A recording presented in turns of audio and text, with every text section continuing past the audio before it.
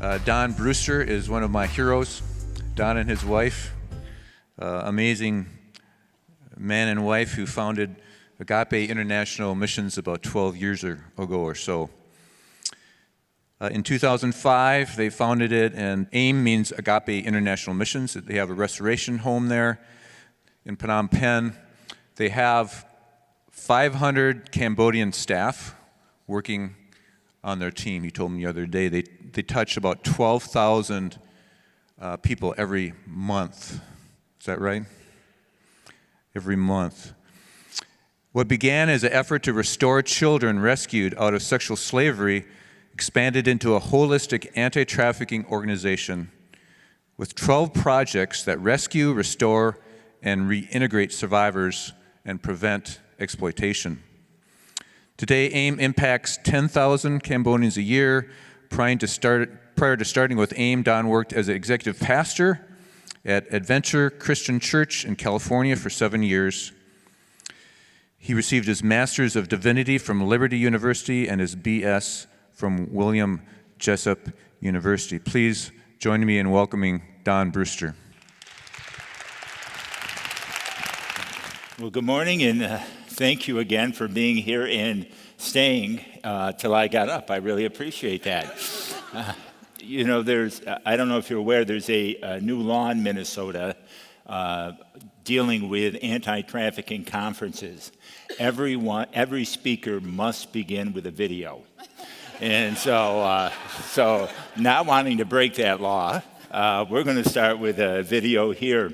But let me give you, to set it up a little bit, human trafficking, sex trafficking happens all over the world, right? There's no place it doesn't happen. But the context in which it does happen can be very different. So we want to show you a little video to give you an idea of the context that we work in Cambodia. International investigators are working to stop a growing and very disturbing trend in which hundreds of thousands of children are forced into prostitution. Dateline NBC has spent the better part of a year looking into this illicit trade in a place with a notorious reputation, Cambodia. Here's Dateline's Chris Hansen. Child sex trafficking. The very idea of it is so profoundly disturbing. But in reality, it's an active global trade fueled by predators willing to travel halfway around the world to destinations like this dusty village in Cambodia. Child sex trafficking in Cambodia. Phnom Penh is really ground zero in the illegal sex industry. Inside one of Svay Pak's many shopfront brothels. Svay Pak, the epicenter of Cambodia's child sex trade. This is an area known as Svay Pak. On our way to Svay Pak, we went to a village called Svay Pak. It's the most notorious brothel district in Cambodia. In broad daylight, her mother says she's willing to make a deal. For a clientele with an insatiable appetite for children. Sex slaves bought and sold on the black market. 11-year-old virgins being openly sold in storefronts. He could introduce us to really young girls. Still 30 and 2 girls? Happy New Year! Happy. How much 3 girls? 3 girls, 90.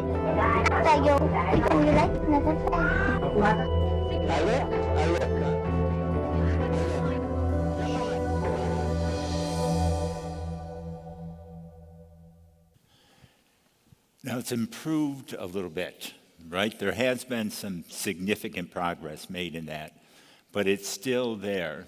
And what's different, one of the things that's different about Cambodia is that pedophiles come from all over the world to buy little girls.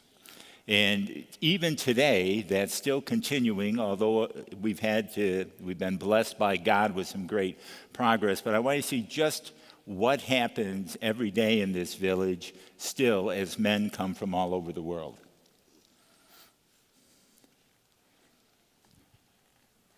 Can I have you? What could I find sex with young girls? Girls? How old do you want? Young. How old? What's the youngest? Huh? The youngest. I don't know. How old do you want? 10. 10 years old. Okay. 8, 9, 10, 11. Well, where do you know? You know a good house or a good spot? Good house for the girl. How old do you want? Like under 10 or older than 10? Older than good. Yeah. Can I have you? So when you see that, right, you have a gut reaction, right? Deep in your heart, when you see men that will come and boldly come up and just ask for little girls, right? And so initially, I figured the solution was a baseball bat. There's still days I believe that. Right, but that isn't the solution. And it is a complex problem that we're dealing with in Cambodia and dealing anywhere in the world. And so where I want to go from that context in Cambodia is to share that over the 12 years, which is a pretty significant time in battling sex trafficking, not many people have been involved that long yet, that we've learned some lessons. Many of them we've learned the hard way. But we believe God has given us a way of attacking this issue in which significant progress can be made. And you can take the principles that we've garnered in Cambodia and apply them anywhere in the world. So we're hoping today to give you a little bit of that, and then also speak to you individually, how individually you can have a global impact in fighting sex trafficking without ever leaving your home. So that's what our goal is. And so, as you can see by the slide here, there's 3 components, and actually our district attorney kind of talked about that already. And if we're going to attack a complex program like this, we have to be certain that we're hitting each part of it, right? Supply, demand, and the facilitators who make it happen. Now, in Cambodia, we started with just a restoration home. That's where we began there, and as time went on, we realized we could restore girls forever. Right? Girls could be brought in, they could really be healed by the love of God. They could be brought into a new life. They could be more than survivors, as Janine said. They can become modern-day abolitionists themselves. They can fight the problem, but if there's nothing stopping the other end of it, we'll just be restoring girls on and on. So there's 4 fronts on which we battle, and we believe that if any area in the world is going to be successful in fighting this evil, all 4 fronts have to be fought at the same time, right? And that's one of the missing components right now. That in so many places, 1 or 2 or 3 are happening, but all 4 have to be part of the solution. So there definitely needs to be rescue, right? And in Cambodia, it's a very different situation because we actually have our own SWAT team. There was so much corruption that was happening in Cambodia that we, living in Swai-Pak, had intel every day about what was happening. And we would pass that intel on to other organizations that did investigations, and we would pass it on to the police. And there was 18 situations in a row where the intel we gave was corroborated. The prosecutor okayed a raid, and all 18 times it was tipped off. So we said, well, how can we overcome that? How can we overcome the corruption? Well, wonder if we had a SWAT team. Our NGO actually had a SWAT team that could arrest people in Cambodia. Wouldn't that be awesome? Now, that's what everybody did. They laughed. They said, yes, that would be awesome, but you'll never get that approved. And again, it's just a combination of showing prayer and God's favor, because we presented a document to the General over Anti-Trafficking in Cambodia, a multi-page document that would give us the authority to have our own SWAT team who could arrest bad guys, who could kick in the doors, rescue girls, and put bad guys in prison. And I knew that he wouldn't initially approve it, right? There was no way that he would say, yes, that's a great idea, let's do it. So I was armed with many arguments. So when he said no, I was going to blast him. I was going to take him right out, and he would end up saying yes. So he painstakingly read each word in the document. I mean, it's killing me. I'm ready to fire at him, and he's still reading, and he gets to the end, and he says, let's do it. I was a little aggravated, to be honest. I felt like I'm prepared, right? I'm ready.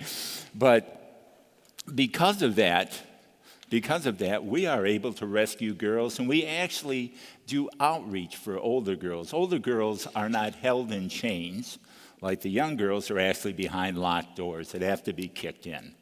And actually, it's much easier to free them than the older girls that are held by the chains that our first speaker talked about, right? Shame, poverty, all those vulnerabilities are really stronger than any metal chains or steel doors that hold in those younger girls. And so we do outreach into those places with actually girls who have been through our program, girls who know what it's like and can speak directly to those girls. But once they come out, once they're rescued, restoration becomes the key, right? And there needs to be a solid program that's available for all the victims who will become survivors and then more survivors. What we have found is that there's 5 areas of need that need to be addressed. And if those 5 areas are addressed, then God can work miracles in girls' life. And first, it just begins with physical needs, right? They'll come in, it's a physical need of safety. They're at risk, particularly in Cambodia, they're at risk of being, the bad guys come in to try to get them out of aftercare homes. So there needs to be physical safety, but also health care. They come in with many problems, including almost all with STDs. They come in malnourished, so there's the physical needs must be met. Then there's the psychosocial needs that need to be met. And we use what has been, research has shown as the best therapeutic method. It's called trauma-focused cognitive behavioral therapy, TFCBT. And Johns Hopkins developed it. It's cutting edge and is a secular program, and the psychiatrists at Johns Hopkins didn't realize they were following biblical principles. And that's why it's so successful. It's based on the cognitive triangle that says what I think determines how I feel, which determines how I behave, right? And that's really right out of the Bible, out of the overflow of our heart, right? That will that's part of our heart, our thinking, it determines our feelings and then our will. And for girls coming into aftercare, for most kids, they're hopeless, right? They feel that they're insignificant. They have no value because that's the way they've been treated. And this therapy, which I won't spend a lot of time getting into, but allows them to see intellectually and to understand intellectually that they have great value, right? That they're princesses, right? Daughters of the king. And so, but that's intellectual, right? And that's a good thing, but really being different, really being transformed requires the heart. And you know when that takes place? Is when they experience being valued, when they experience being treated with unconditional love. And while we have therapists and social workers and all that, in the end, it's house moms, right? It's the house moms is where they really experience who they are. They experience that value, that love. And my co-partner in ministry, the love of my life, Bridget, who is sitting right over there, is the one who has placed that love of Christ in the house moms through which God's love flows that transforms those girls' life. That's a key part of that restoration. So thank you, Bridget.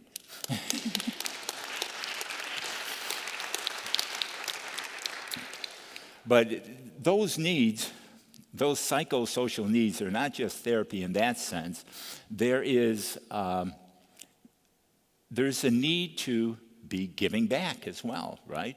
Part of that healing process involves giving back as they get to a certain point in their process. It gets to really, when is a girl healed? It could simply be stated that when they're able to receive and give love in a healthy way, then healing has taken place in their life. We also have to meet educational needs, right? So restoration and educational needs are critical, not just academic, but life skills, family skills. Many of the girls, actually almost 100% of the girls, come from bad family experiences, right? There's arts, and as I said, vocational training. And then there's the spiritual needs, right, which we're all about, right? As Christians, those of us here, and pretty sure we're a pretty solid Christian group here, but if not, we're glad you're here anyways. But it's the power of Christ that heals, right? And it's the power of unconditional love. Everything else are tools to deliver it, right? All the different programs, when we talk about the programs we have in Cambodia, they will meet a specific felt need in the community or the area, but the truth is, they are just conduits for Christ's love. And if Christ's love isn't flowing through them, then they're not going to be successful.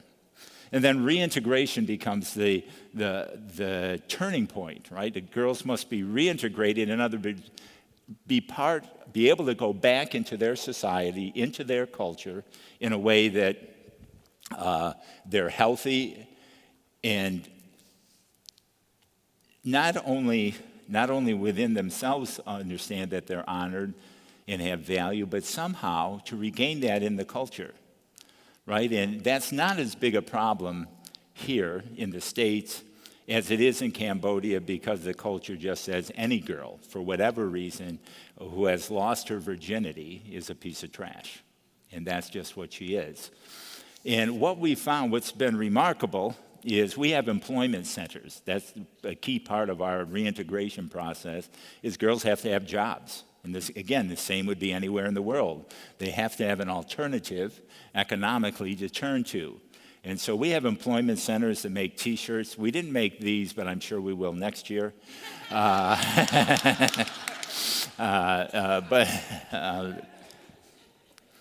Sorry. Well, not really. But what we have found, that within the eyes of the community, we were worried a little bit, like these employment centers, they have all girls who were former victims, right? And would there be a cultural bias? Well, we've actually found in Cambodia, it restored their honor in the community, because they were working in a good place where they made a good living and were still able to help support their family. And regardless of how the reintegration takes place, there must be that opportunity, and there's one more critical part, and that is there needs to be a family, right? There needs to be, and without that, and most of these girls don't come from places where there's families, right, or there's a healthy family. Now, where there is that opportunity, we have social workers that work with the families. But in most cases, our girls, when they're reintegrated, are going back into where they don't have good family support. And as Christians, we say we're their family, right? But in many aftercare programs, once the girl's reintegrated, she never has contact with that family any longer. And so in our case in Cambodia, we have our social workers follow up every month with every girl after she's reintegrated. And we first said it'll be a year, then we said it would be 2 years. Now we said we're going to do that till Jesus comes, or they get a family that's theirs. Right? And that is so critical, because that kind of support and that Christian love is so critical beyond just the employment. And then the prevention part of it takes many forms. Right? We planted over 2,000 churches in Cambodia. And those churches are a place that prevention happens. Because you see, I don't follow my notes anyways. You see, the church is central. This problem of sex trafficking, human trafficking, is the church's problem. It's not the government's problem. It's not the state's problem. It's not some other organization. It is the church and the church alone that can end this. And part of the problem that we face is that we get to speak a lot of places, right? And people will tell us afterwards. Sometimes they like what we say. Sometimes they leave during it, so we're assuming they didn't like it at that point. But they'll come up and say, hey, that's good what you're doing, but we're not called to that. And I say, what? You're not called? Well, yeah, you're right. You're not called. You're commanded. Right? Because that's the bottom line. Standing with the oppressed and fighting injustice is a command of God to followers of Jesus Christ. Right? The call we have to determine. Right? That God will give us that call, and it could be anything, anywhere, right? But there's a call on us, and that's the problem, right? That's part of the problem now. That you guys are great that are here, but we are outmanned and outgunned in this fight in a horrific way.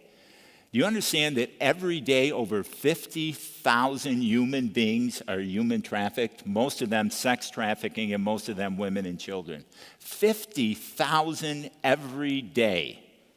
Do you know how many are rescued every day? 213. 213 out of, you see the fight that we're in? And it's not I don't give you those figures that we should be overwhelmed. We should become hopeful because who our hope is in. Right? We've experienced some success in Cambodia. And I'll tell you why, is because God has given us favor and we have tons of churches that help support us. We have 40 teams that come over every year, 40 plus teams that come and help serve every year. We have donors from all 50 states. We have donors from over 50 foreign countries. We are unbelievably blessed, but don't let that keep you from donating.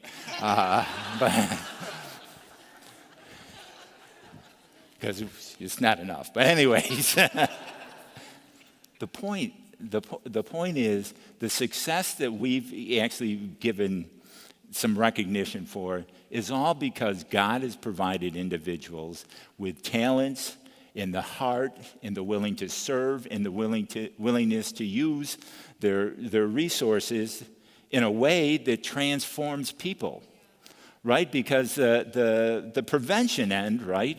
Men are the problem, right? Kidding around, I say I can end sex trafficking tomorrow. We'll just execute all men. I'm not for that. But it's heart transformation. Right? It's heart transformation, guys. Right? And that's one at a time. It's not going to end tomorrow. And it's not even going to get better worldwide unless we Christian men, man up. Right? We've got to get involved in this. And we have to be talking to our churches have to get. How many lead pastors are here today? Lead or senior pastors? God bless you, one. Thank you for being here.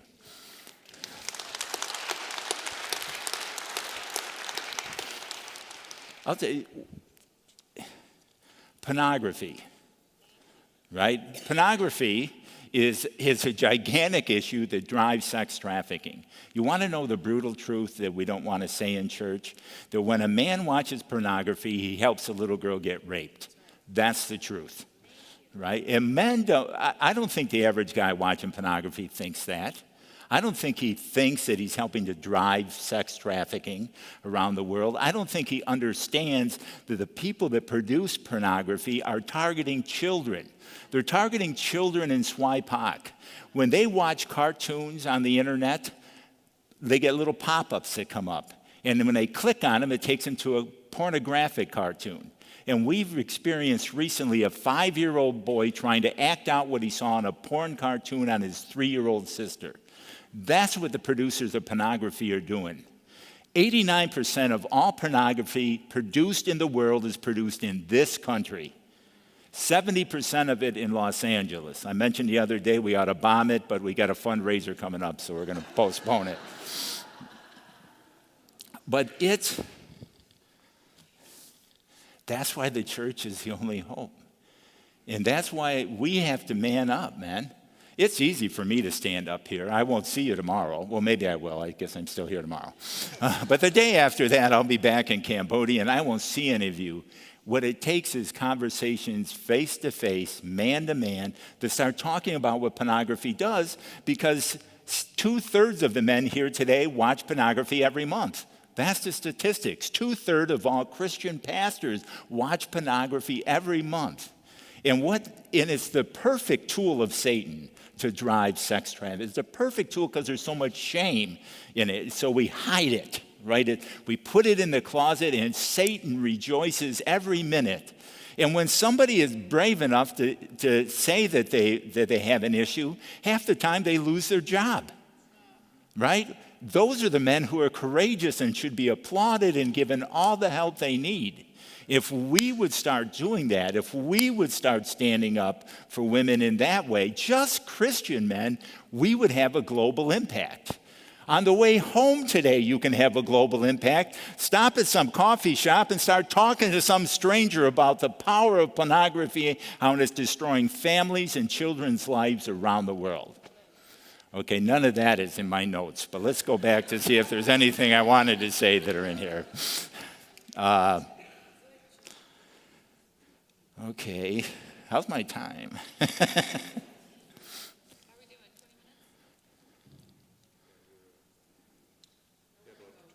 About 20 minutes, okay. Okay, here we go. So we're going to get back on track here in a minute. Okay. So we know it's the church, we know it's men and women too. We don't really have a hard time recruiting women to get into this issue, but men we do. And if we start making that change, we're going to see tremendous things. But we can do. I want to tell you a story about Hong Kong. We have supporters in Hong Kong, right? And how one person can make a gigantic difference without leaving their home. Okay, the first, a lot of you people know Benji Nolo, right? There's Benji. Never rescued a girl in his life. Never brought restoration to a single girl. Never helped reintegrate a girl. Yet he made a film called Nefarious that has impacted hundreds of thousands of people in this cause of sex trafficking. Did he have any special skill? Like, was he a therapist? Right? Was he a social worker? Was he a physician? No, he was a filmmaker, and he used the gift God gave him to make an outstanding film about sex trafficking. Well, there was a woman named Lois in Hong Kong who saw Nefarious. Now, Lois was dying of stage 4 cancer when she saw Nefarious. So she had a choice to make what to do with the few days she had remaining in her life. And what she chose to do is to show every person she knew the film Nefarious. That's all she did. People would come to visit her at her house, they're going to see the film Nefarious. Pardon me? Where can you buy that? You can buy it online, Exodus Cry. You can buy it online through Exodus Cry. We also have some videos. No, just kidding. So Lois, a dying woman, started showing that film.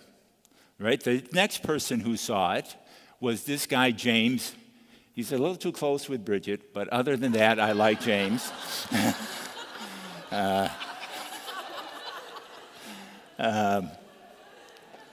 So James had none of the skills, you would say, is needed to fight sex trafficking. However, he's a successful businessman. And as a successful businessman, he had a lot of contacts.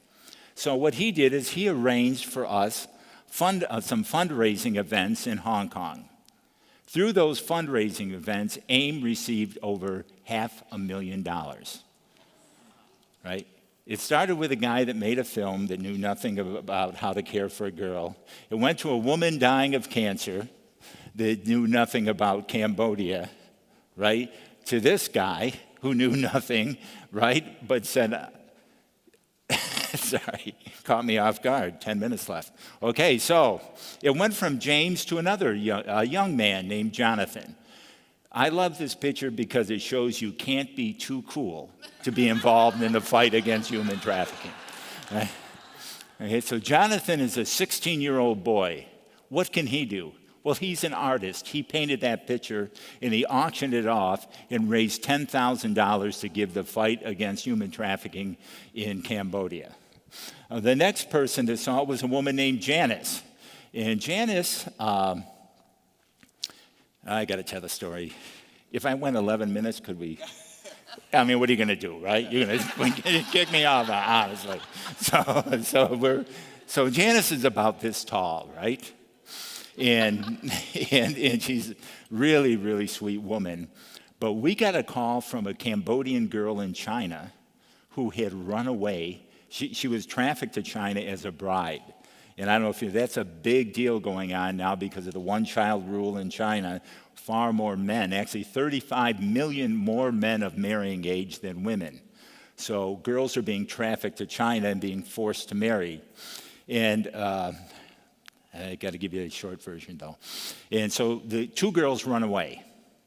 And they somehow get our number in Cambodia and say, can you help us? And we say, well, go to the embassy. We'll go to the Cambodian government. And they say, well, we went to the embassy before, and they turned us back to the traffickers.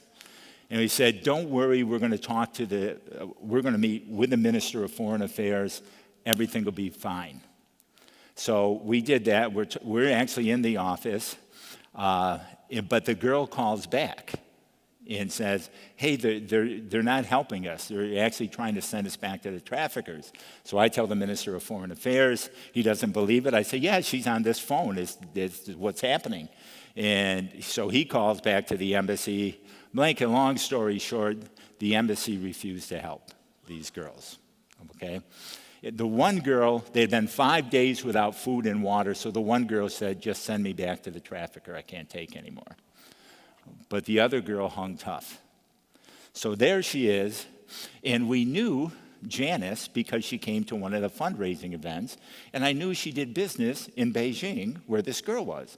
So I thought she might know somebody who can get this girl for us. So I called Janice up, and she says, I happen to be in Beijing right now. I said, would you mind go get that girl? I mean, she's at the embassy, you can go get her. And she goes, no, that'll be fine, I'll go get her. Right? What she didn't tell me is she had to sneak out of her hotel because her husband would never have let her done that. So she gets out, right, and she gets to the embassy, but the girl, she's in this big limousine, right, the driver, and so the girl thinks she's a trafficker too, so she refuses to get in the car. So now we talk to her. We talk to the girl and say, hey, Janice is cool. You should go with Janice. And we think everything's done. And then I get a call from Janice a few minutes later. The guards are giving us a hard time at the embassy. They don't want to let her go. And so it's in a spiritual voice, I said, Janice, you're going to have to man up. I said, you take that girl by the arm, throw her in the back of the car, and you go. She goes, really? I said, really? And so Janice does it, right? So cool. Later on, she goes, I didn't really know what man up meant. So now she's got her, right? Problem solved until she called and goes, what do you want me to do with her? So now there was another man we met at a fundraiser that James had because Lois showed the film that Benji made, right? And he ran a hotel in Beijing. So I call him up and I say, hey, here's the situation. We have this girl. Could you put her up like in your staff housing? Because it's a 5-star hotel. I mean, unbelievable hotel. As a matter of fact, we went to get the girl later. We couldn't afford to stay there. So, but anyway, it's a really nice hotel.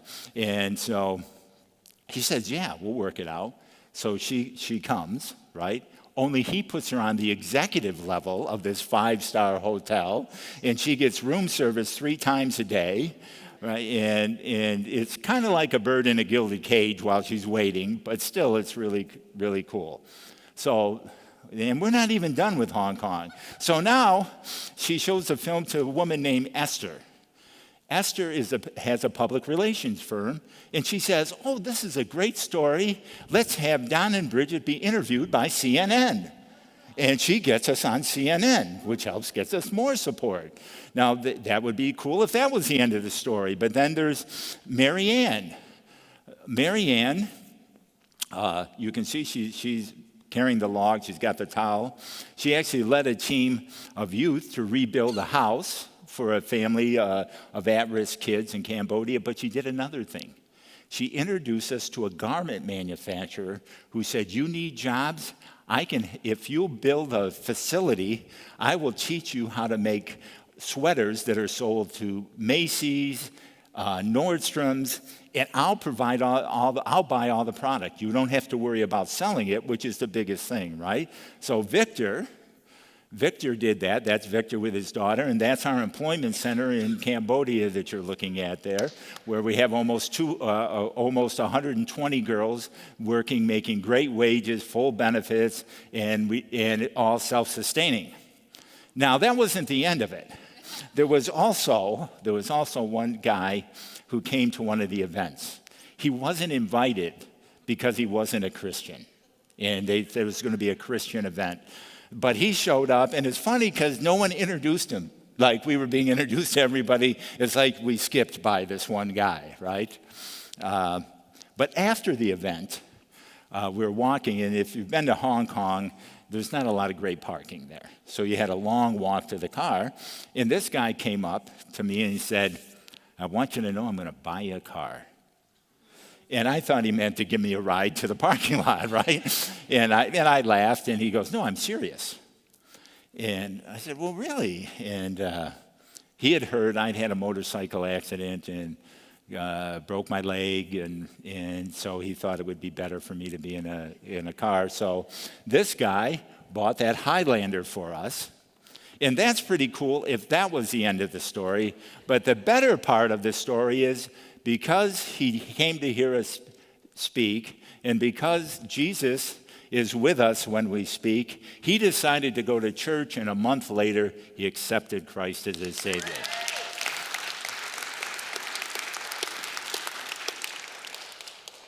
Everybody just home, right? Everybody just using a gift or experience God gave him. No special training, right? Just using what we already have. And that's the point. And when we do that, miracles can happen. And I want to show you one miracle right now.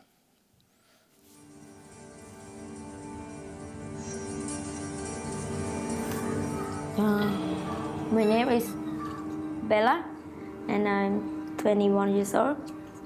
I was born in Phnom Penh. Yeah. And when I was young, one lady, she tricked me. Like she said that go there to her house. I just go to clean her house or prepare her clothes, something like that. Yeah, and then after she fed me like 1 or 2 months, she sell me.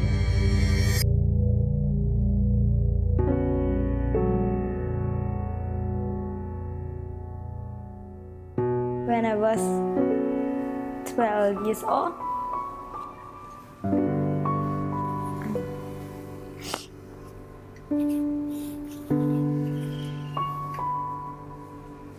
I have been work like a trafficking. They forced me to go to to have sex with guys, and I always don't want to go. And she always hits me, yeah, and blame me.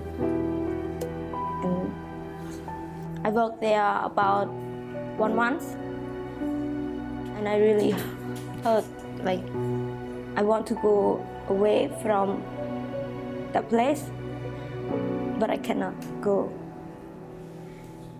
She sent me there to the house, yeah, and then have the guy come in.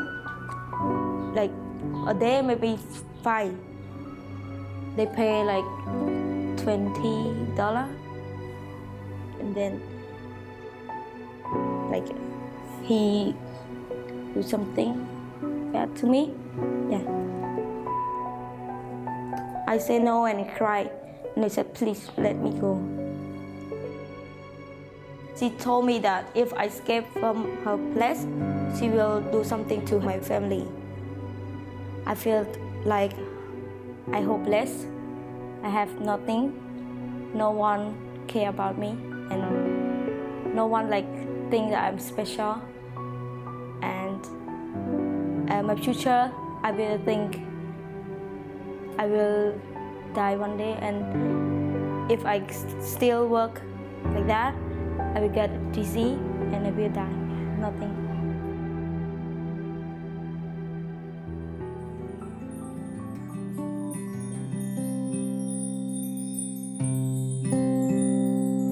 And then, like have two foreigners. They called me, my like 2 friends, go to the hotel, and they said they want to have sex like that. Then, like that time, I feel like happy. I don't know why, but I feel different. Yeah. Then we went to the hotel. Yeah, and then we sit and we waiting, and then like have 2 foreigner guys, and they come and they talk with us and ask us about the life, and then we told them, and they asked me and my friend that, do you want to leave the place that you stay? We said yes, we want. And then after that, the police come and we saved us. And then I went to Agape, yeah. So I come to live there about 4 years, and they give me a lot of opportunity. Yeah, they love me a lot, and they show me they are come to part in my life. They let me go to school, education, like do what I want to do in the future. They always give me advice, and they always encourage me. Yeah, that I'm special. Like especially Don, he always said I'm special. But before I cannot get it because I think I'm not special.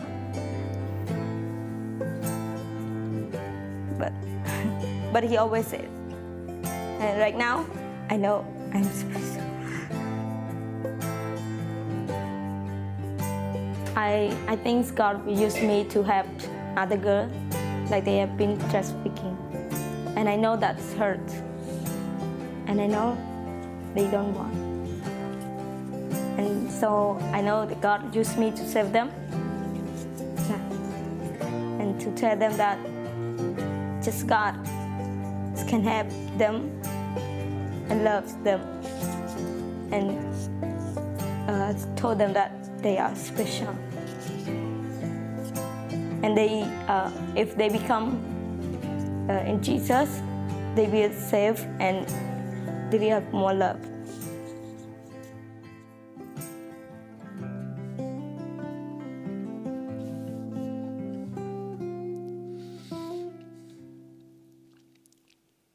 My allergies are kicking up.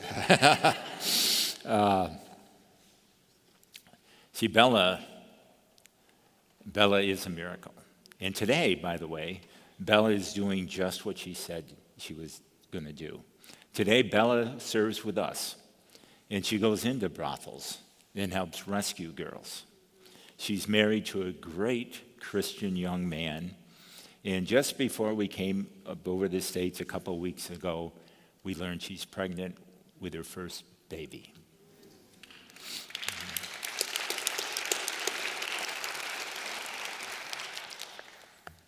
Just one thing you should know. See how she mentioned me? Bridget was 100 times better at loving her than I was. What's the difference? I'm a man. And I was the first man that treated her like a daughter. That's why it's so important, men, for us to be involved, right? That's what it's all about. And I'm telling you, I am so excited that you're here. I'm praying that God will take whatever gift or talent that he's given you and you'll use it to his glory and the freedom of many. Thank you very much. God bless you.